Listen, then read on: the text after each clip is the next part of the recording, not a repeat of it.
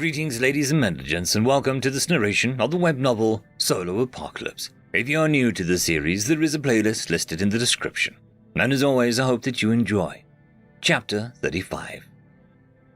From what I've gathered, most skills are affected in some way by their attributes, Rickson was telling us, looking out of the building's windows. The group had taken to speculating about the system and theorizing how it might function in our free time. The structure used to be some kind of study or warehouse.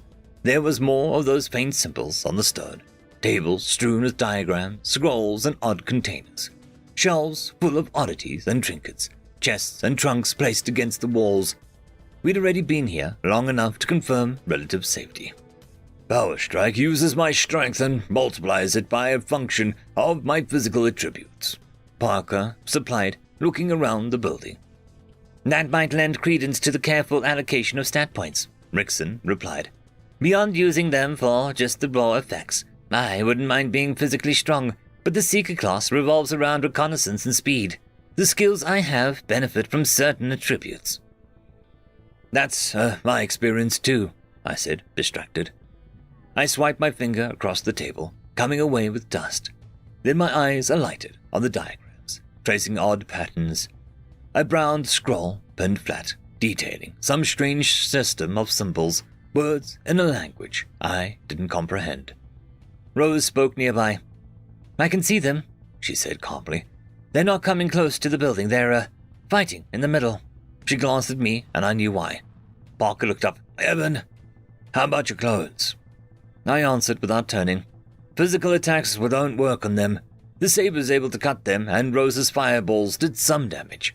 They're staying away from patches of deep shadow, like the ones the building casts. As for my clones... Sixth rolled forward, dodging the swooping ghost without glancing back. The twilight saber flickered outwards, and I beheaded one of them. Their body evaporated as the blade passed through their neck, an edge of sharp shadow. 7th, 8th, and 9th watched from the sidelines, monitoring the fighting and surveying the area. 6th fought. I stepped forward, twirling my blade, aware of the 3 other ghosts.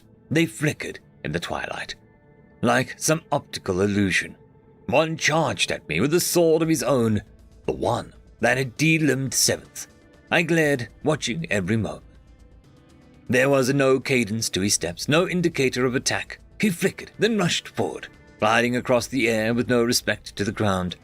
He was still swung, though, and the deep shadowed edge of my saber caught his sword. The ghost screamed as my blade rode up his sword, with the ringing noise of burning sunlight, and beheaded him. It was the 3rd or 4th one that I had killed.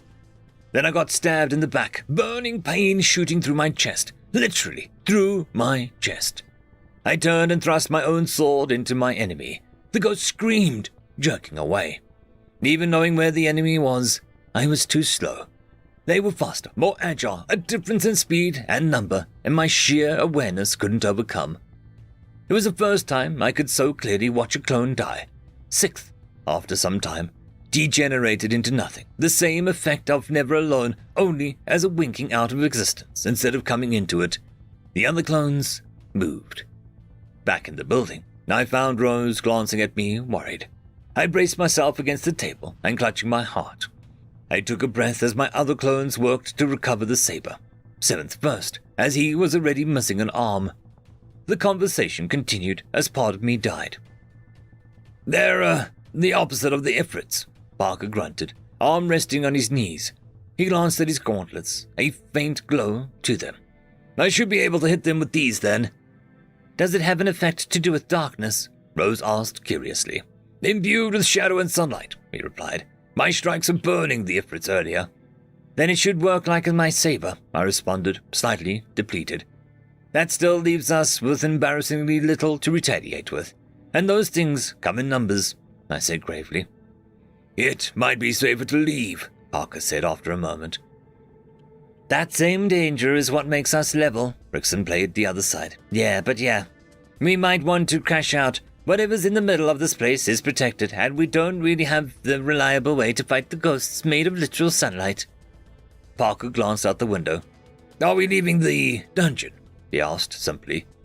I glanced around. Everyone here wanted to stay as long as possible, to become stronger. but there was mental fatigue in the group that I saw in their postures, a weariness stemming from the constant alertness.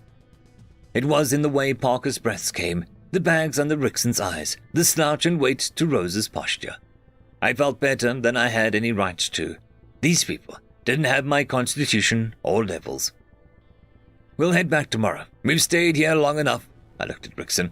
Whatever's here isn't worth our trouble. Not as we are. He nodded without argument. There was some relief in that, knowing that we were leaving. I took the first watch that night. 8th was my only clone that returned, handing me the Twilight Saber. Every other clone had died. My mind flashed to the images of death, searing wounds and cauterized flesh.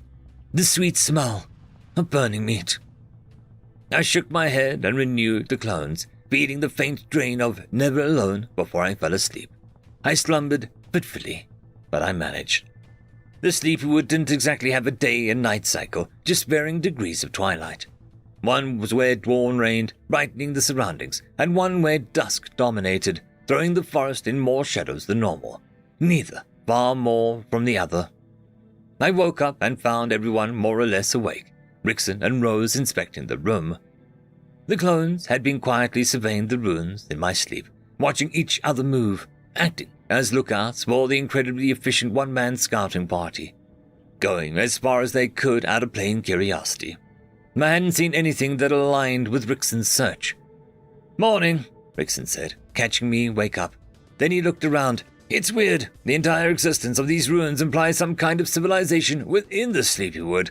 At least, some history to the dungeon itself, which is strange." Rose yawned.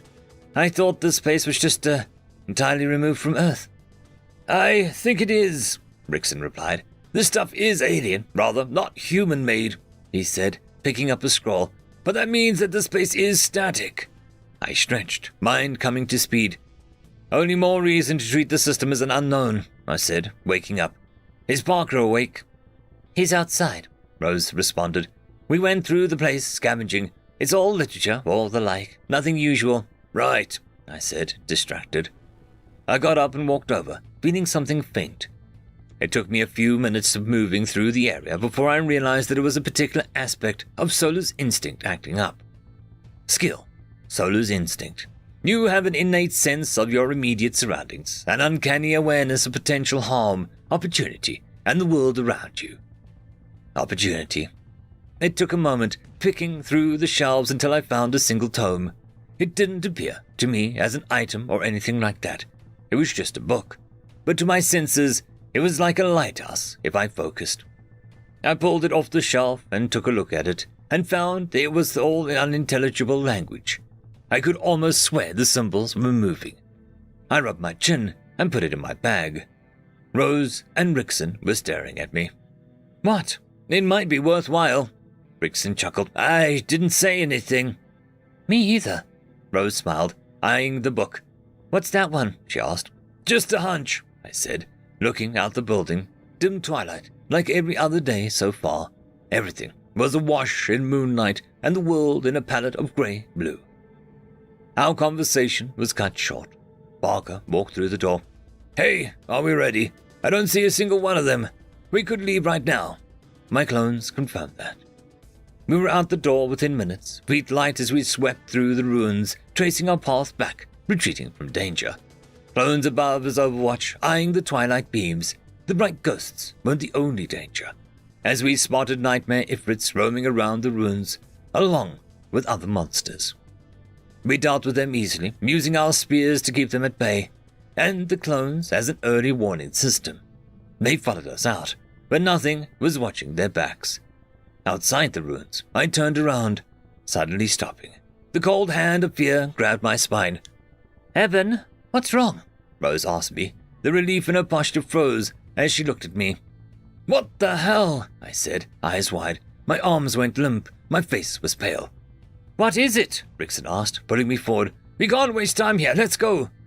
"All my clones are dead," I said bluntly. "Something's following us." I just died 4 times, and it had been the most painless I'd ever felt. Somehow, that made it worse. End of chapter.